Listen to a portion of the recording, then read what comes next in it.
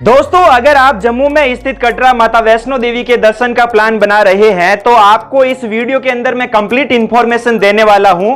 जैसे कि हम किस प्रकार जा सकते हैं, कहां रुकेंगे, कितना खर्चा होगा, वहां पे हेलीकॉप्टर का चार्ज कितना रहेगा, घोड़े खच्चरों का चार्ज कितना रहेगा, अगर हम पालकी से जाते हैं तो कितना खर्चा होगा। ये सारी इंफॉर्मेशन आपको इसी में मिलने वाली है। और साथ के साथ मैं आपको यह भी बताऊंगा कि मैं वहां पे फ्री में कहां रुका था। मेरा एक सेपरेट व्लॉग भी है, लिंक डिस्क्रिप्शन में आपको मिल जाएगा। इस वीडियो के बाद मेरा वो कंप्लीट व्लॉग आप देख लेना और इस वीडियो को भी आप एंड तक कंप्लीट देख लेंगे तो आपके मन में उठ रहे सारे सवालों का जवाब आपको मिल जाएगा।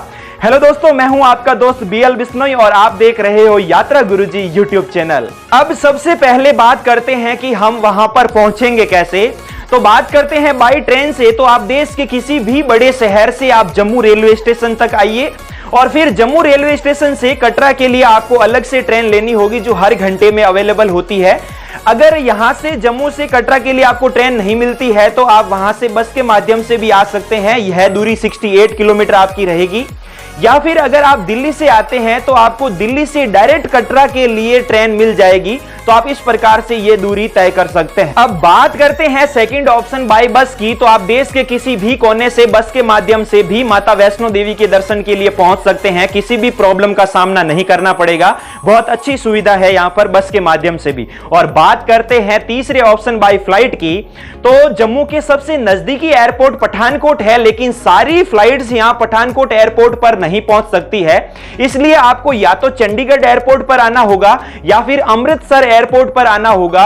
यहां से आगे आपको जो अगली वाली जो दूरी है वो आपको बस या ट्रेन के माध्यम से तय करनी पड़ेगी। अब बात करते हैं कटरा पहुंचने के बाद रुकना कहां है। तो यहां पे आने के बाद आपको बहुत सारे प्राइवेट होटल्स मिल जाएंगे जिनका चार्ज 500 से 1000 रुपए के बीच में आपको बड़ी आसानी से अच्छी फैसिलिटी वाले होटल्स मिल जाएंगे।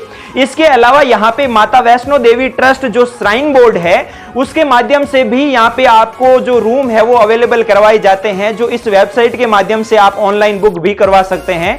तो आप प्राइवेट होटल या फिर श्राइन बोर्ड के जो रूम है उनके अंदर आप स्टे कर सकते हैं। अगर आपको कटरा पहुंचते पहुंचते दोपहर या शाम हो जाती है तो आप एक काम करिए, अपनी होटल के अंदर आप स्टे ले लीजिए। नाइट अपनी सफर का थकान वहां पे उतारिए और नेक्स्ट अर्ली मॉर्निंग हम ट्रैकिंग शुरू करेंगे माता वैष्णो देवी दर्शन के लिए। आप ध्यान रखना, आप जब भी ट्रैकिंग शुरू करेंगे अगले सुबह तो यहां पे सबसे पहले आपको एक यात्रा पर्ची निकलवानी होगी जो कि बिल्कुल ही फ्री ऑफ कॉस्ट है, जिसका कोई भी आपको चार्ज नहीं देना पड़ेगा। और इस पर्ची को आप इस वेबसाइट के माध्यम से ऑनलाइन भी बुक करवा सकते हैं। यात्रा पर्ची लेने के बाद अब हम शुरू करते हैं अपनी ट्रैकिंग भवन की तरफ। माता के जो मंदिर है उसको भवन कहते हैं, तो जब मैं भवन नाम लूंगा तो आप समझ लेना माता के मंदिर की ही बात हो रही है। तो यहां पे आपको दो रास्ते मिलेंगे, एक ताराकोट से होते हुए और दूसरा है यहां पे बाणगंगा होते हुए। तो मैं आपको बाणगंगा वाला जो है रास्ता सजेस्ट करूंगा क्योंकि ताराकोट वाला थोड़ा सुनसान है और 2 किलोमीटर ज्यादा भी पड़ेगा, वहां इतना क्राउड नहीं रहता है तो आप ट्रैकिंग करते वक्त बोर हो जाएंगे। और बाणगंगा वाले रास्ते के अंदर आप बाणगंगा के दर्शन करते हुए माता के जो चरण पादुका हैं उनके भी साथ में दर्शन हो जाएंगे। तो यह वाला रास्ता अच्छा रहेगा। आपकी जो ये ट्रैकिंग रहने वाली है यह कम से कम आपके 11 किलोमीटर की ट्रैकिंग पैदल आपके रहने वाली है। अब यहां से ये 11 किलोमीटर की दूरी आप पैदल नहीं चढ़ना चाहते हैं तो कोई बात नहीं, यहां से आप घोड़े खच्चरों के माध्यम से भी जा सकते हैं जिनका चार्ज पर पर्सन के हिसाब से 1200 रुपए रहेगा। और अगर आप पालकी से जाते हैं तो यहां पे आपको 3200 रुपए पे करना पड़ेगा क्योंकि पालकी जो है वो 4 आदमी उठाकर चलते हैं। इस रास्ते पर आपको गुलशन कुमार जी का लंगर मिलेगा जहां से आप प्रसाद या फिर फ्री में भोजन प्राप्त कर सकते हैं। इस रास्ते पर आपको जगह जगह विश्राम करने के लिए बेंच मिलेगी, उचित पानी की सुविधा यहां पे आपको मिल जाएगी और जगह जगह आपको उचित दूरी पर एक वॉशरूम की सुविधा और मेडिकल की भी सुविधा इस रास्ते पर बड़ी आसानी से आपको मिल जाएगी ताकि यात्रियों को रास्ते के अंदर कोई भी प्रॉब्लम ना हो। आधा रास्ता पार करने पर आएगा अर्धकुंवारी, यानी कि 6 किलोमीटर की दूरी पर अर्धकुंवारी आएगा। चाहे आप ताराकोट वाले मार्ग से आएंगे या फिर बाणगंगा वाले, यहां से तो आपको गुजरना ही पड़ेगा। यहां अर्धकुंवारी के अंदर माता जी ने 9 महीने गुफा के अंदर बिताए थे।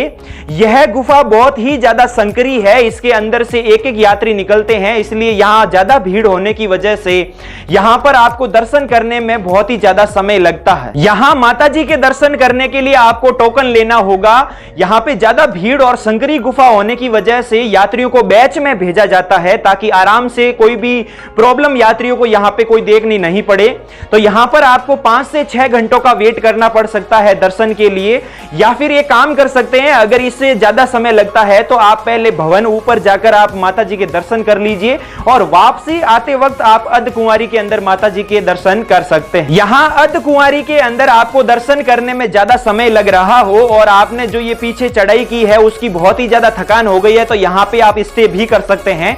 साइन बोर्ड की तरफ से आपको यहां पे रूम मिल जाएंगे, और अगर आपको रूम नहीं मिलते हैं तो यहां पे सामूहिक हॉल के अंदर आप रुक सकते हैं। सामूहिक हॉल में आपको यहां पे ब्लैंकेट मिल जाएंगे, जिनका चार्ज पर ब्लैंकेट 100 रुपए आपसे चार्ज लिया जाएगा, जो कि बिल्कुल फ्री ऑफ कॉस्ट है। जब आप नेक्स्ट मॉर्निंग आप जब ब्लैंकेट वापस जमा करवाएंगे तब आपको वो जो भी चार्ज लिया है आपको वापस दे दिया जाएगा। यहां पे आप चाहे कितने भी ब्लैंकेट लें, आपसे उस हिसाब से 100 रुपए आपसे चार्ज ले लिया जाएगा।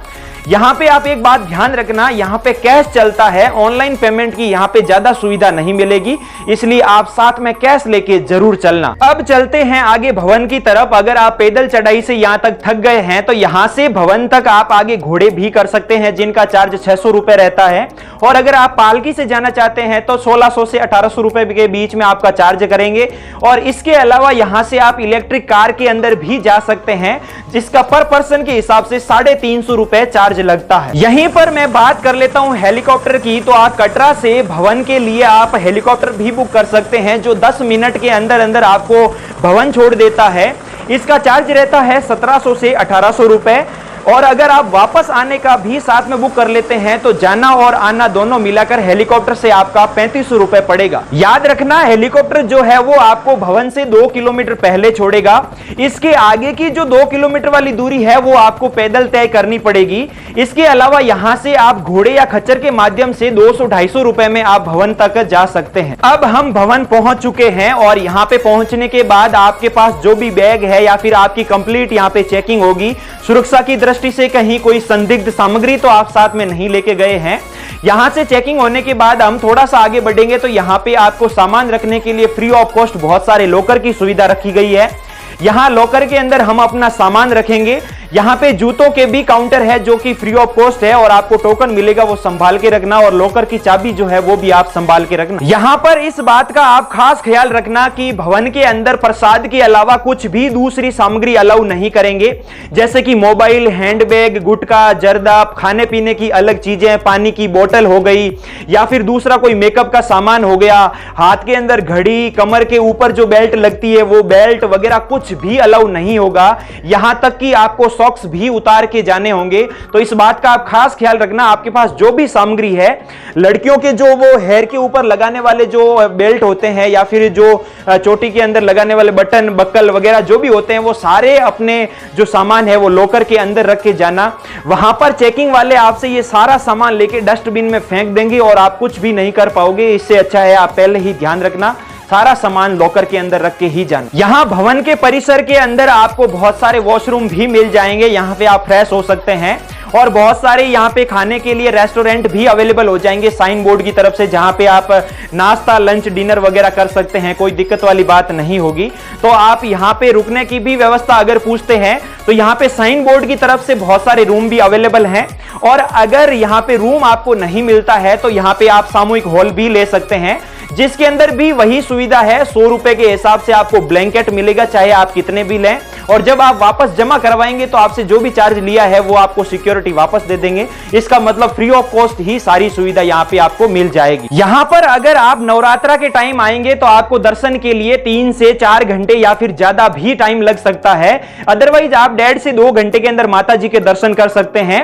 एक इस बात का आप खास ख्याल रखना कि मानसून के अंदर आपको यहाँ पे रास्ते के अंदर बहुत ही ज्यादा लैंडस्लाइड देखने को मिलेगा, जो कि बहुत ही ज्यादा रिस्की है। तो आप मानसून वाला जो टाइम है उसको थोड़ा सा अवॉइड कर दीजिएगा। अब यहां भवन में माता जी के दर्शन करने के बाद अब आप आगे बढ़िए भैरव मंदिर की तरफ, क्योंकि ऐसा कहा जाता है कि आप अगर माता जी के दर्शन करने के बाद भैरू जी के दर्शन नहीं करेंगे तो आपकी यात्रा अधूरी मानी जाती है।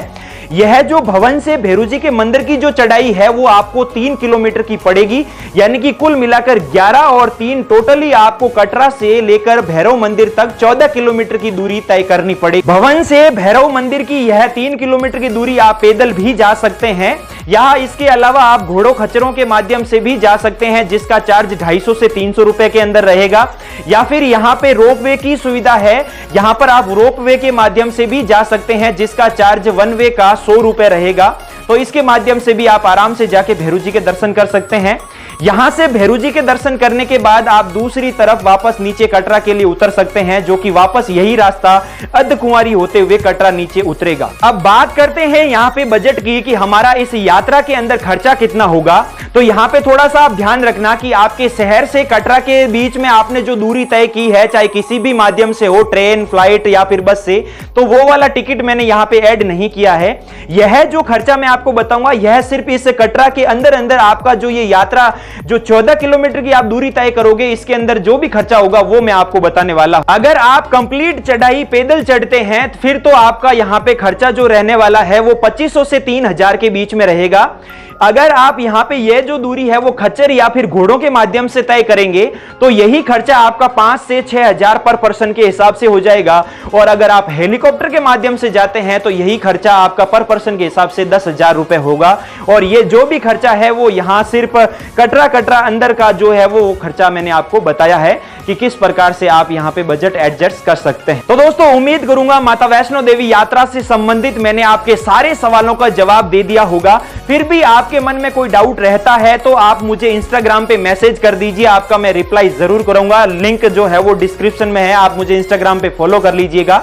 और इस चैनल पर मैं बहुत सी अच्छी जगहों की यात्रा गाइड के वीडियो लाता रहता हूं, तो आप जाते जाते इस चैनल को सब्सक्राइब करना बिल्कुल मत भूलना।